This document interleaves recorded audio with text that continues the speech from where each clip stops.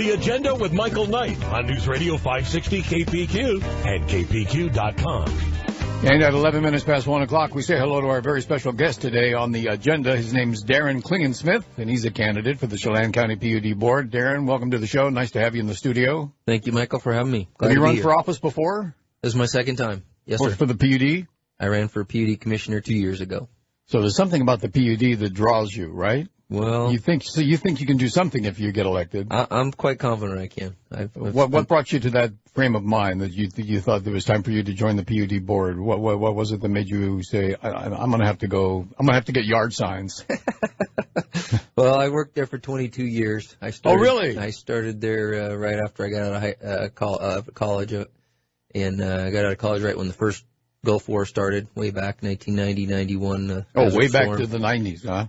And I had a tough time finding a job, and I was just fortunate enough to bumble into the PUD. I really wasn't going there initially for a job, and as it turned out, I got a job there, and I loved it. I had a great time there, made a lot of great relationships there, and really got to understand the history and the quality of the PUD and what it does for our community. And so you were a little surprised by what you learned?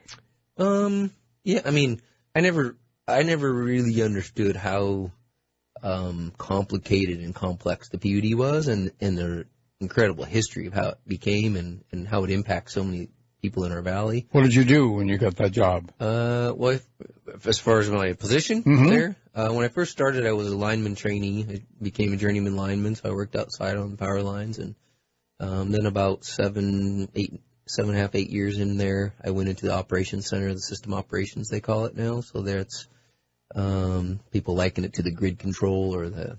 So when it's 4 degrees in January and the power goes out on Miller and that little transformer over there, yeah, they'd call Daryn. They did. Now they call the linemen that are still there, and 89 times out of 90 they get up in the middle of the night and come out and do what it takes to get it fixed. So, well, what was it from what you learned there? What led you to believe that you could answer the needs of the PUD by serving on the board? Well, I'm still fairly young, Michael, and as I spent my 20 plus years there, I just saw different managers and different board members come through there, and I just told myself, if I was fortunate enough to plan my life accordingly, which has worked out, I could leave a little earlier than most, and I still have a lot of energy. And I understand how it works, and I think I could be a good helpful part of the commission and use my internal expertise on how the PUD works and different relationships I established there in my time to help those guys lead us into the future. What do you think there is about the operation of the PUD that, for the most part, people like myself and just regular customers who think the PUD is really great because the lights work? I turn on the lights and there they are. Thank you, PUD. Yeah. What else is there to know that that you've picked up over the years that's so important? I guess I was really naive in how complicated it is. The regulations, government regulations, and then there's so many entities that are pulling different parts of the PUD, and it's grown exponentially. It's a big deal. When I first started, I think we had 350-ish employees. Now there's 750 to 800. And, now we have parks and fiber optics and security departments and stuff that we didn't have 25 years ago. It was in its fledgling years, right? So it continues to grow, and there's different components. Now we're talking a bit about Bitcoin mining and data mining and, that whole complicated issue. And it's just that is a complicated issue, and it's not resolved yet, is it? No, not to my knowledge. Well, you can't. A moratorium is one way to halt operations so you can give it full consideration. Sure, and I think that's really fair. It's complicated.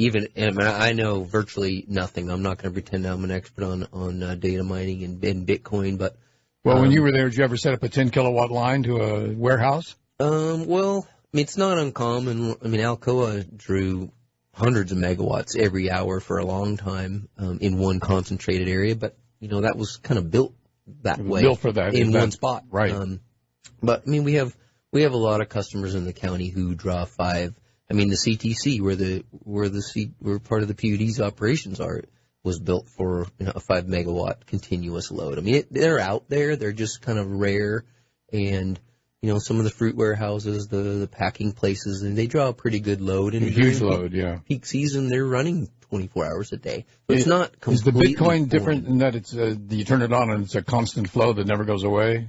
Compared to the residents, absolutely. Yeah. Alcoa ran 24/7, 7 days a week. That place was always gobbling up a lot of energy. Yeah. But we knew that, right? And it was designed that way. So, but it was in one spot. The infrastructure was there. It was built for that specific reason. So we're talking about a couple different things, but it's not foreign that we have a really high load in one spot. Well, we'll come back to Bitcoin because Sure. because it's not so much mining for the Bitcoins. I just want to know what we're going to do to be fair to people who want to play that game. Mm-hmm. But let's back up 1 second. When the PUD has a problem, so sometimes it's as easy as fixing the lights and getting them back on. But sometimes it's as complicated as having to build new parts for a dam at Rocky Reach that's going to cost you millions of dollars. Yep. And those are levels of planning and acquisitions and joint work with all the board members and the staff that are about as complicated as a challenge as you can ask for. So, and how would you handle those things? And what does your experience tell you that you'd be the man to marshal those type of projects? If I'm qualified to weigh in on those decisions, well, in the 22 years, something tells me you are. And I want to believe so. Yeah. In the 20 plus years I was there, Michael, we had issues at Rocky Reach. I mean, we put a lot of resources into going through all those units out there while I was there, making them state of the art. And, then we think we're all complete and these are going to last us for quite a while. We find out there's some problems with them that they're addressing right now. So we have to reduce capability. We have, less ability to generate, our maximum. So, I've seen those things firsthand. That's just one example. Rock Island right now is getting a big rehab, which is difficult because it's hard to justify the expense versus the long-term return, assuming everything goes like you hope. But you gotta make those decisions. You gotta, use the knowledge of the staff. We've got unbelievable folks down there. And I think that's probably one of my key, strengths is I know a lot of those people down there. I know where they started, how they started, their backgrounds. We have working relationships on different projects and things. So, you think there's a talented group that's equal to the task? Oh, absolutely. There's some. I mean, that's one great thing about the PD is they get unbelievably qualified candidates for applicants for positions there. I mean, it's a great place to work, and a big part of that is the people, right? There's a lot of great people there, and so I'm confident that with the staff and the leadership there and the board making those decisions, they'll get ferreted out. This Bitcoin bit mining, data mining is a similar thing, right? Taking their time, making sure we really learn about it and understand it and be fair to all. I mean, as fair as we can to everybody. And, we don't always get what we want. Everybody doesn't get everything they want. Otherwise, it gets complicated. That would be very nice. Yeah. For me, I don't care if you get what you want. Yeah, right. I'm and so therein lies the issue, right? Well, let's look at there's two aspects to the PUD. One, you're governing the day-to-day operations and you're helping. But you're also not just serving the company. You're serving the P in the company, the public. The public, and absolutely. that puts a different strain on the relationship. Absolutely, and for me, that's one thing that I left there earlier than most, and I have some other interests, which is a big reason why I left. But I've just have this yearning to get out in the community and do what I can to make our place the great place that it is that we all enjoy. Did you in the past, or have you recently gone to a PUD meeting to see what the commissioners are up to, see how they could do their business? To see how funny you ask. I just went to a big Bitcoin meeting out at the CTC a couple weeks ago. What did you learn? I was astounded at the attendance. I mean, I knew there'd be a lot of people there, but it was overwhelming. It's a revolution, isn't it? It's I heard a lot of arguments that kind of, I guess that's why I went, because I'm really curious and I wanted to hear different sides of the issue. What did you hear? I can understand the people who want to do it or want to have the ability to. I mean, they just want to know what I need to do, and I can understand the public that was there that said absolutely not. We don't want anything to do with that.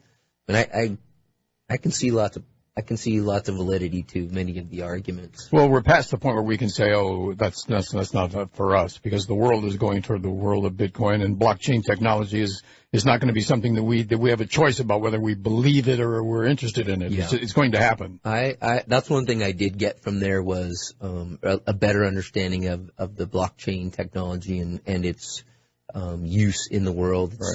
It's used today, and it's right now we don't even know what it's going to be used for. Yeah. Right. Fascinating. And, it was funny. One gentleman made a point that, in 1996, I think he said, or 91, the FCC deregulated the communication industry and the internet was born. And now look what we have, right? Yeah, those two things are unrelated, however. Who knew? And, I mean, so his... That's like saying I bought some apples and then we had roast beef for dinner. His point was that, once the internet came, in the beginning it was kind of rough around the edges, but, I mean... I would be hard pressed to find anybody that it doesn't impact your life at least once a day, minimal. The funny thing is, the second time this week that this subject has come up about the birth of the internet, and I met the guy, one of the top researchers who invented the internet. Yes, from UCLA, and he did it as a means of scientific communication to be used at some point also by the darker side of the military, the secret aspects of military research, and nobody used it.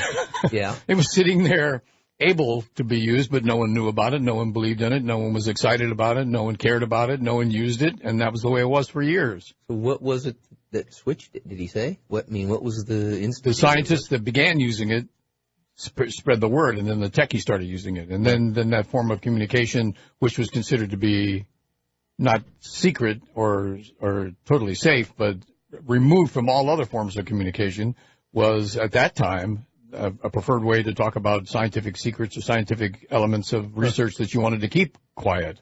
And then, of course, that became fabulous for the military to use for all aspects of their communication.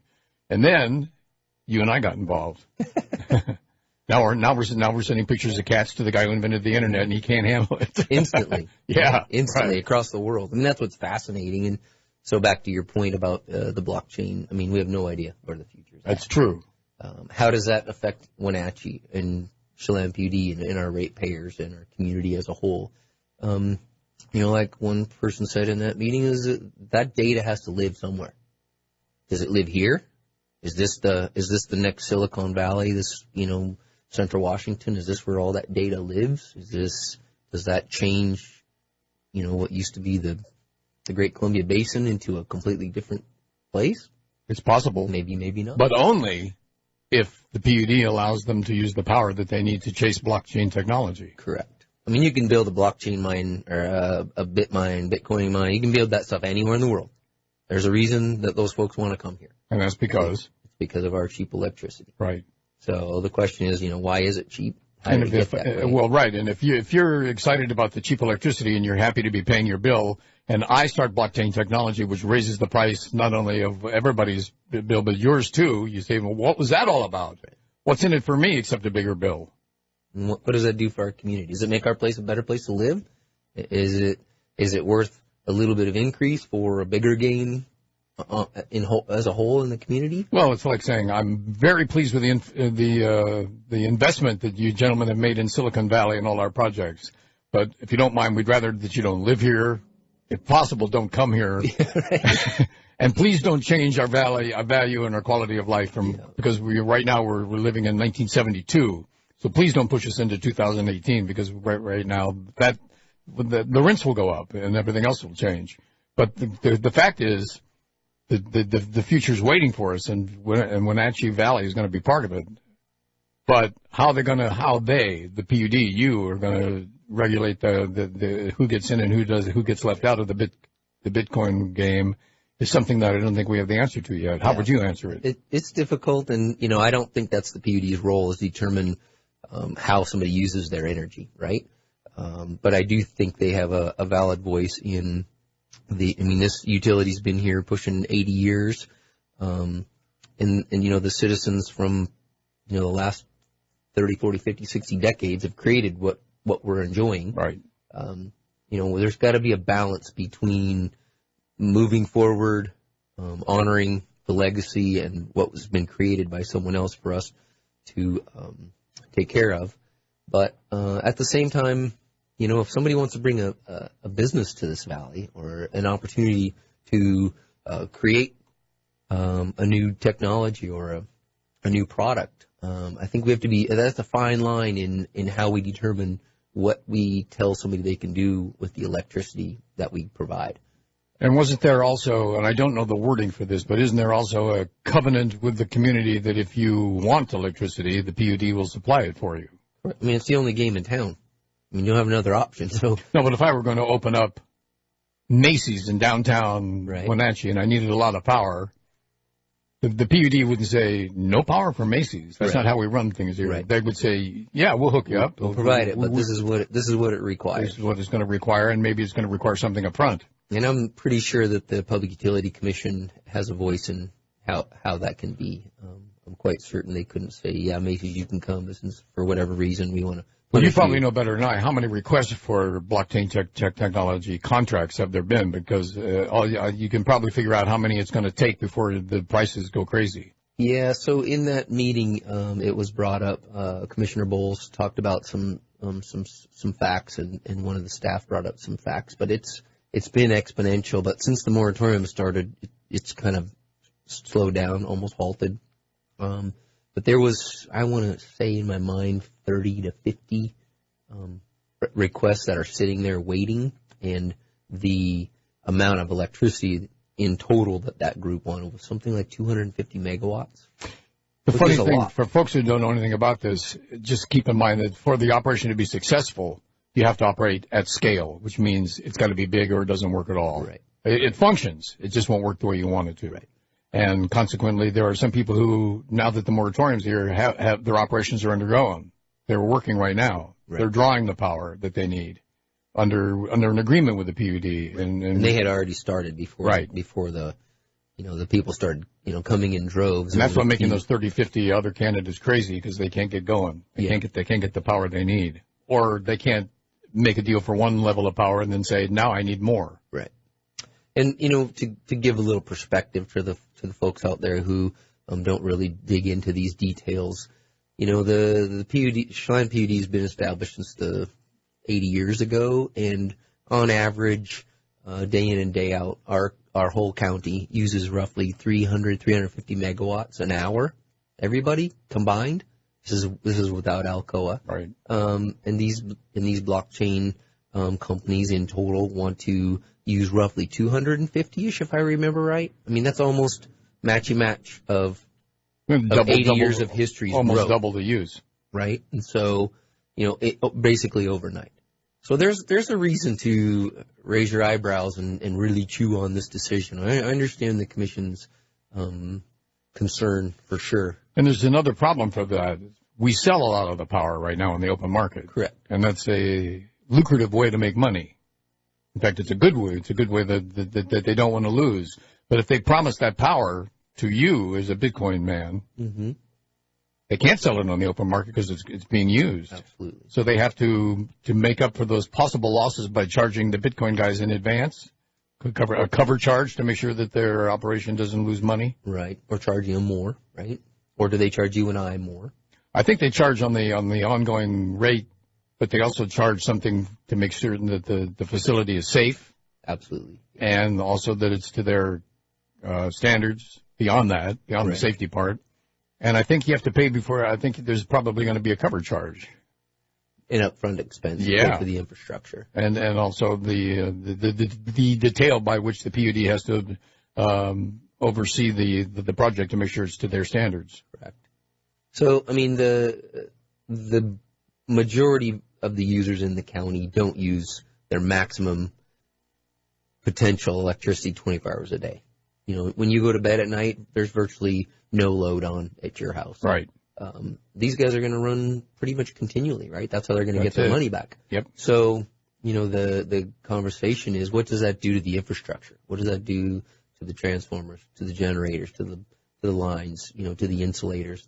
Wears them right out. These pieces, right? And if that energy is traveling quite a ways to get to the bit mine, what's the long-term effect on that equipment, and what's the cost, right? And if the operation decides to move on or close down, and that infrastructure's been fatigued, and they leave, and then you and I get to pay, repair all that stuff, replace it, rebuild it. This could be the biggest question or project facing the PUD in its history, don't you think? I think it's going to rank right up there. I think this is a pivotal decision, really long term. I mean, so today there's 30 to 50, however many applicants I remember hearing. But I mean, that's not to say the moratorium's lifted and an agreement's made that more don't come. Oh no, they will. Right. So I mean, that's going to be the one of the unknowns is where does this go? The future. Future's unknown. Daryn Klinginsmith is my guest. He's a candidate for the Chelan County PUD Board. Daryn, we're at the end. I'm sorry that we don't have more time. Would you please ask your future constituents for their vote? Yes, sir. I'll be honored to represent our county Chelan PUD Commission. I think I'm very well capable. So I would ask everybody for your vote November 6th for Chelan PUD Commissioner position 2. Thank you. Daryn Klinginsmith.